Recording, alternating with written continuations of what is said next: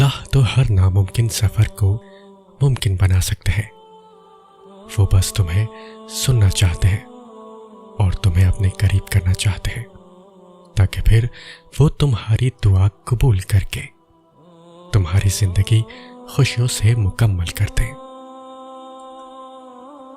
اللہ تعالیٰ قرآن کریم میں فرماتا ہے، ہر مصیبت اللہ کے حکم سے ہی پہنچتی ہے، وہ تمہیں بہترین سے نوازنے کے لیے بدترین سے ضرور گزارے گا تاکہ تم بہترین کی اصل قدر جان سکو، پر تم بالکل ہمت نہ ہارنا، کیونکہ ہر گزرتا وقت تمہیں تمہارے آنے والے بہترین وقت کے قریب کرتا چلا جائے گا۔ جب آپ کو کوئی راستہ نظر نہ آئے، حالات بالکل ناممکن لگنے لگے اور راستے تنگ نظر آئیں، تب اور بھی زیادہ یقین سے دعا کرنا، کیونکہ یہی وہ وقت ہے جب سب سے زیادہ ہمارا صبر آزمایا جاتا ہے اور اس کے بعد ہی ہماری دعا قبول ہونی ہوتی ہے، اور ہم نے جیسے باقی امتحان پاس کر لیے اسی طرح اس امتحان میں بھی کامیاب ہونا ہے، اللہ پر توکل کر کے۔ اس رب نے تمہیں دھتکارا ہے، نہ ہی انکار کیا ہے، فقط حکم صبر اور انتظار دیا ہے۔ جب خیال مناجات ڈالا ہے اس دل میں تمہارے تو یقیناً بہت بڑا انتظام رحمت کوئی اس نے کیا ہے۔ گھبراؤ نہیں کہ یہ تو ہے محض وقتی آندھیاں، تمہیں اپنی قربت نوازنے کو اس رب نے یہ امتحان لیا ہے۔ اللہ کہتا ہے، میں کسی بھی جان کو اس کی طاقت سے زیادہ نہیں آزماتا ہوں۔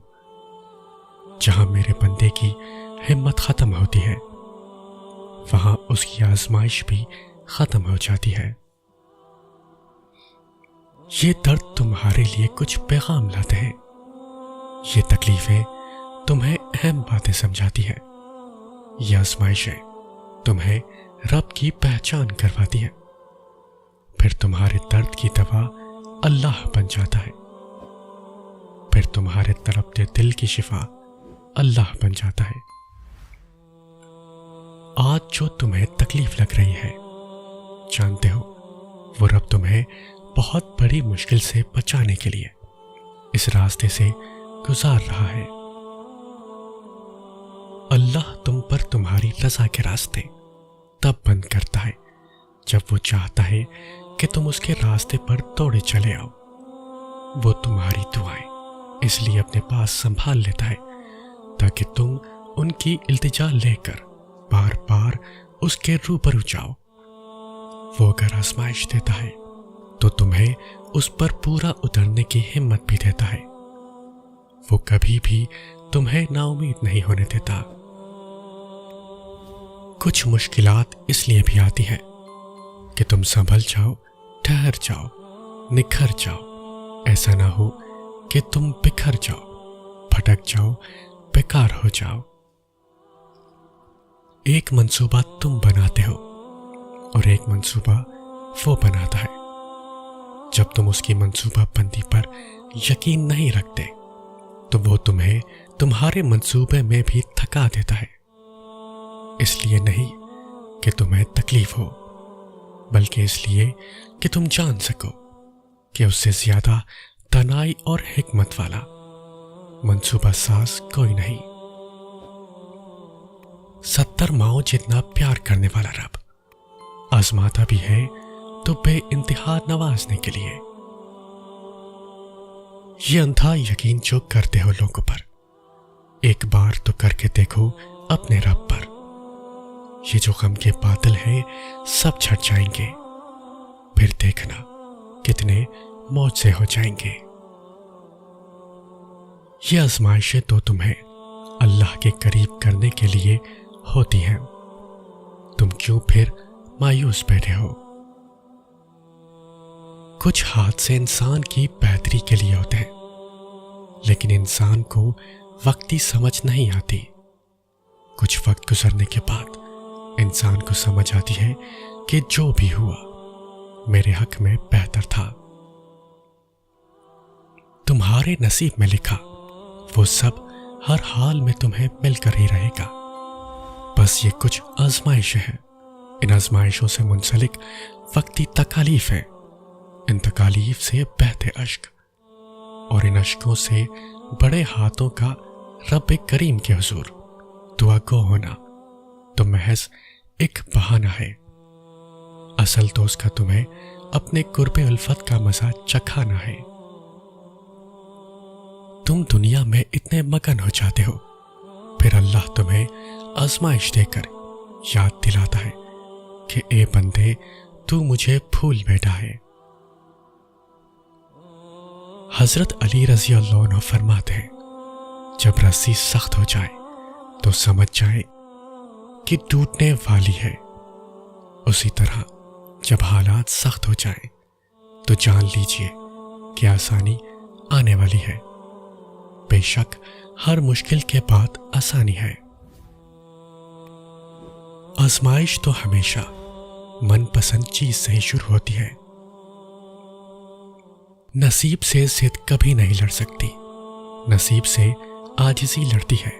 جب ہم اللہ کے احترام میں سر کو جھکا لیتے ہیں، جب ہم اس کی رضا کے لیے ریزہ ریزہ ہو کر مٹی مٹی ہو جاتے ہیں، تو وہ اس مٹی سے ہمیں دوبارہ زندہ کرتا ہے، پھر وہ نہ ہونے سے ہونے کا وسیلہ بناتا ہے، پھر وہ اپنے حکم سے ہر وہ شے بدل دیتا ہے جس پر ہمارا دل مطمئن ہو جاتا ہے۔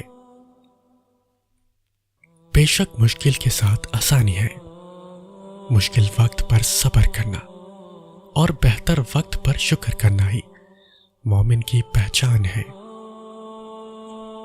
بعض اوقات جو چیز آپ کے راستے میں رکاوٹ کی طرح نظر آتی ہے، دراصل وہ ایک تحفہ ہوتا ہے جس کا مقصد آپ کو ایک مختلف سمت میں لے جانا ہوتا ہے۔ اللہ پاک کبھی بھی اپنے بندے کو اس کی استطاعت سے زیادہ نہیں آزماتا، آخر کار اپنے بندے پر رحمت کے دروازے کھول ہی دیتا ہے۔